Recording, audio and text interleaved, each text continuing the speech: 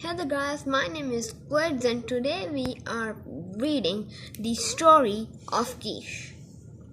Keesh, who lived a long time ago on the rim of the polar sea, was headman of his village through many and prosperous years, and died full of honors with his name on the lips of men.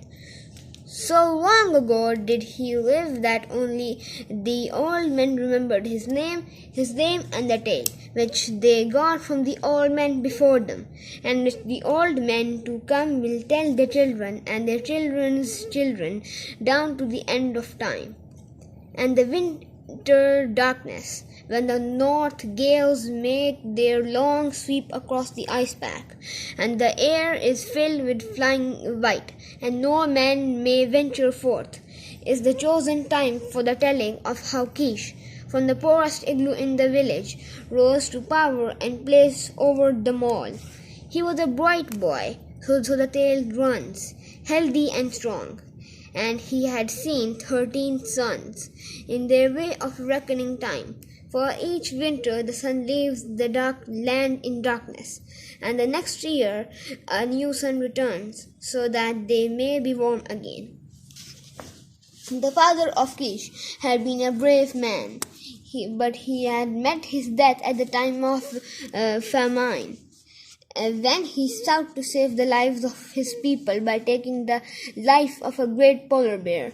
In his eagerness he came to close grapples with the bear, and his bones were crushed, but the bear had much meat on him, and the people were saved. Kish was his only son, and after that Kish lived alone with his mother.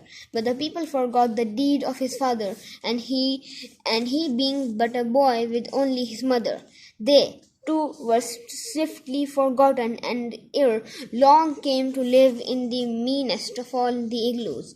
It was at the council one night in the big igloo of Klosh Kawan, the chief. The Kish showed the blood that ran in his veins. With the dignity of an elder, he rose to his feet and waited for silence. It is true that me to be appointed, me and mine, he said, but it is oft times old and tough. This meat it is said by Bot, my father, brought home more meat than any of the two best hunters, that with his own hands he intended to the division of it, and saw to it that the last old woman and the last old man received fair share. The hunters, grizzled and grey, were aghast. They like had never been known before. A child that talked like a grown man had said harsh things to their faces. "Nah, the men cried. "Put the child to bed. He is no man that he should talk to men and greybeards." He waited calmly till the uproar died down.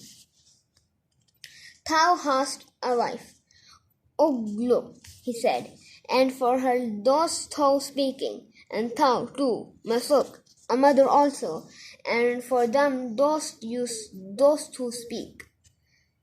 My mother has no one, save me. We should have meat in plenty, so long as there be meat in plenty in the tribe. I, Kish, the son of Bok, has spoken.